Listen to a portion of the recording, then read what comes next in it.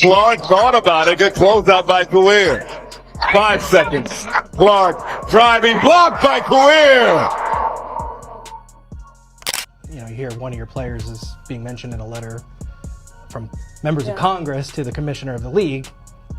How do you handle that? Again, that's not something we can control. We're not affiliated with those groups, and we try to keep the main thing, and focus on the things that we can.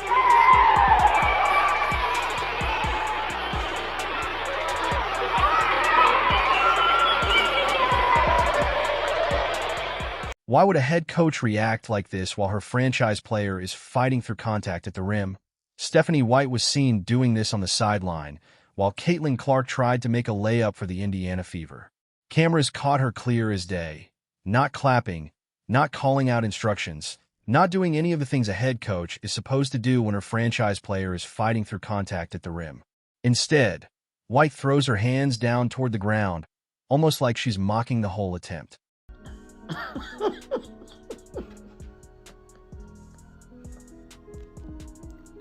Bro, did y'all see this last night?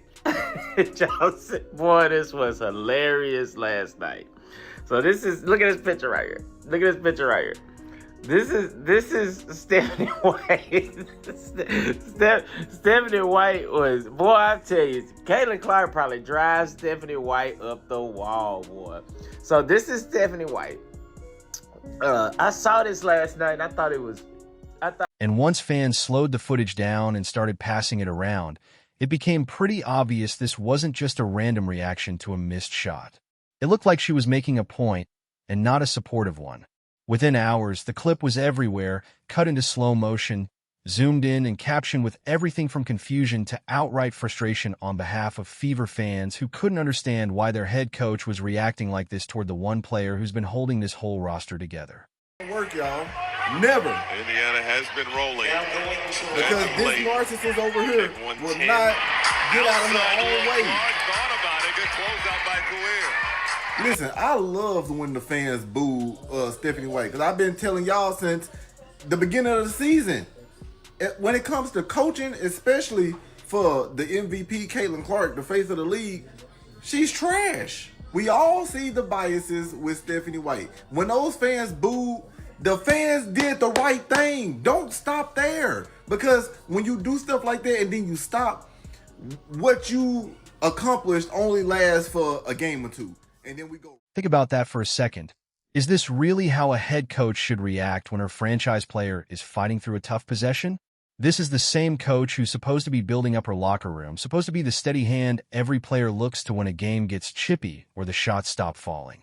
Instead of encouraging her best scorer through a tough possession, she's caught on camera basically imitating the miss, throwing her arms down like she's saying, "Come on, that's not it." So instead of being supportive, she's mocking Caitlin Clark, the same player who has carried Indiana Fever's offense pretty much by herself throughout the entire season. Crazy, right? You would think a coach reacts like that toward a struggling role player having a rough stretch off the bench, not toward the one player who single-handedly keeps this team relevant on national television every single week. And the timing makes it worse because this happened during a live possession in front of a packed arena and a national broadcast audience, not in some private film session where a coach might vent frustration behind closed doors. Does it change the way you coach the game? You ever notice that third quarter or fourth quarter? Does it ever impact the way you coach? The fans? Just the atmosphere, the voice that you have to project, any of that stuff. Yeah, I mean, Seriously, I think the only time it really does is sometimes in timeouts. Really making sure that we get tight and we get in there and making sure that we can project that. I mean, look, when they're on the other end, they act like they don't hear me anyway. Like, I'm used to that. So I was a player too. I did the same thing. No, I mean, I do think, I think that you got to have some signals. You got to have some awareness in dead ball situations of looking over if we're going to try to make some adjustments. White later called it coaching, saying she was simply challenging a player to be better and holding her to a higher standard than everyone else on the roster. Fine, coaches challenge players all the time, and accountability matters at every level of the game. But there's a difference between pulling someone aside after a timeout and having a calm word away from the cameras, and publicly hooking your best player mid-possession while she's still trying to process what just happened on the floor in real time. When Clark was asked about it afterward, she brushed it off as two competitive people wanting to win. Nothing more, nothing less. She defended her coach without hesitation. That's the kind of loyalty a franchise player shows even when the optics are working against her. And it says a lot about Clark's character that she took the high road instead of throwing her coach under the bus in front of the cameras when she easily could have.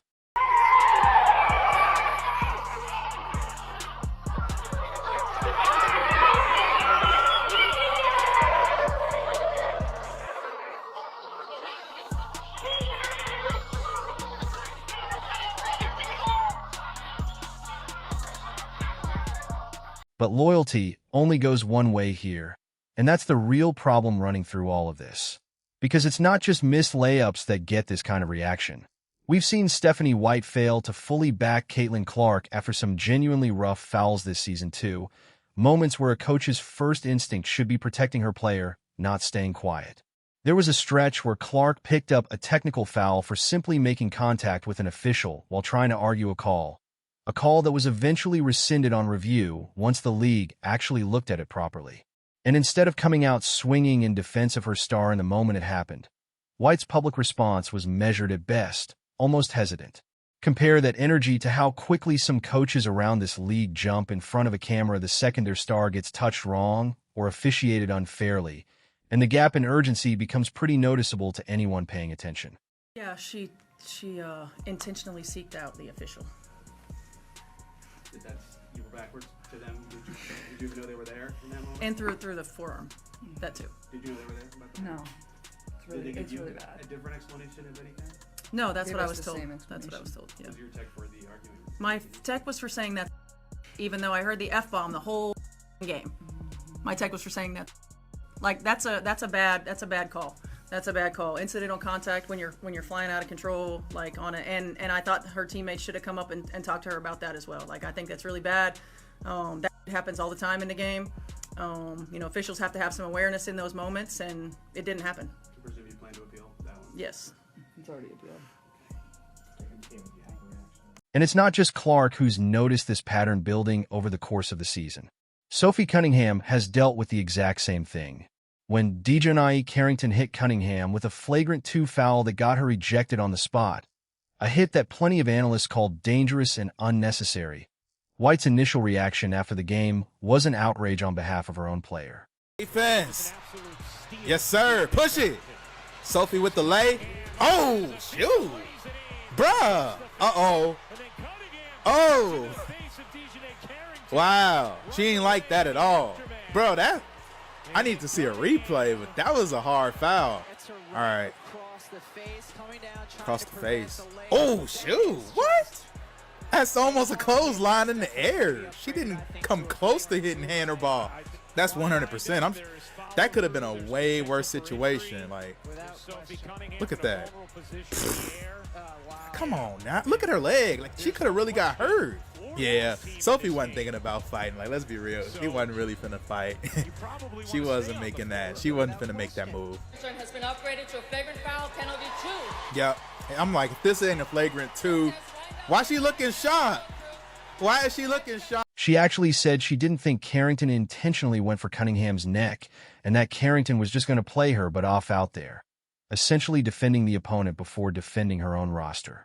Cunningham herself pointed out afterward that White hadn't even seen the replay clearly before making that comment publicly. Imagine getting hit that hard on national television and hearing your own coach explain away the player who did it to you before she's even bothered to watch the footage properly first.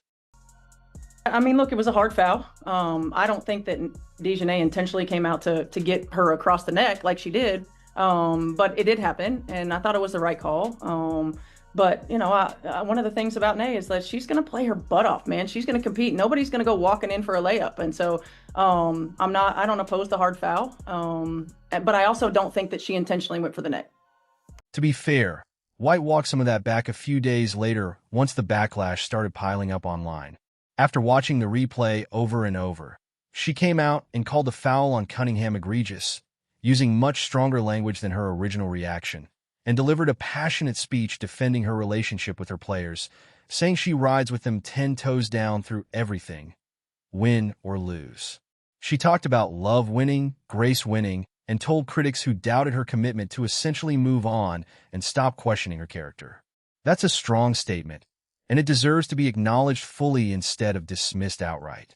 But here's the thing. A fiery press conference days later doesn't erase what happened in real time. In the actual moment, her player needed her most and got hesitation instead of full support. The instinct in the moment is usually the most honest one, and in the moment, White downplayed it. Health and wellness, our player safety is always a top priority for me. One of the things I pride myself on is my relationships with players. I thought the play got called right. Thankfully, Sophie's okay. Was it egregious? Absolutely. When you have a chance to watch that over and over and over on replay, you can see that. I didn't have that in real time. The hate, the fear-mongering, the divisiveness, the stuff that's trying to hijack our league will not win. It won't win. We are united. We are connected. We will not be divided. Every day these women put their on the line. Every day. When they go low, we go high. Love will win. Grace will win. Humility will win. And kindness will win. I stand by them. I will always stand by them. Everybody else can go to hell. Really good job of finding a way. Okay, really good job of finding a way. We started to expand that fist and then we came back together. All right, that was really good stuff. Now we know we got a lot of stuff we got to work on, right? We know that. But being able to come away and withstand what we withstood in that run and to be able to pull together, get some key stops, shot C. Yeah, hell yeah, great pass, so. It wasn't pretty, okay? It wasn't pretty. We still got room for growth, a lot of room for growth, but great job getting the W on the road. You got that 3, 1, 2, 3. Now, if we being honest, let's just keep it real. We can tell that play was drawn up for Kelsey Mitchell, man. It's just, which is silly, bro. And it's like y'all keep forcing it. They would rather lose a game if they can force it to Kelsey, and we can lose or win by the hands of Kelsey Mitchell. And that's why our team looked the way it has been looking this season.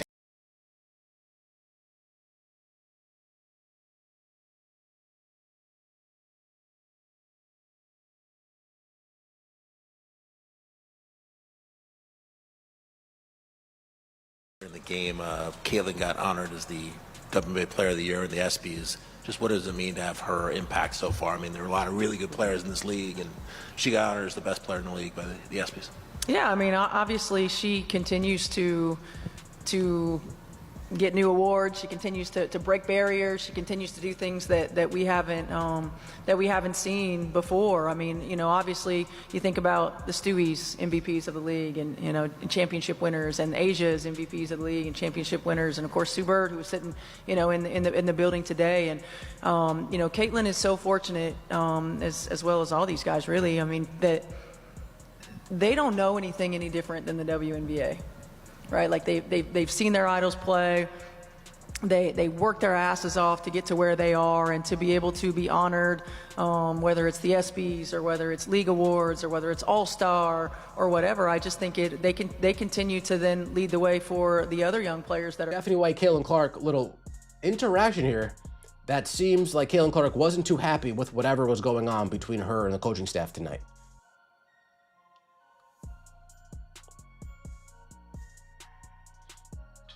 You got Stephanie White doing the yapping that she does. Caitlin Clark doesn't want to hear it. Physically cringing. Look at this. Physically cringing, looking physically ill. Looking physically ill. Physically ill by whatever Stephanie White's saying. Like, damn, I'm tired of hearing this. But hey. Trying to run away. Stephanie White says, no, get over here. Get over here, CC. Let me talk to you.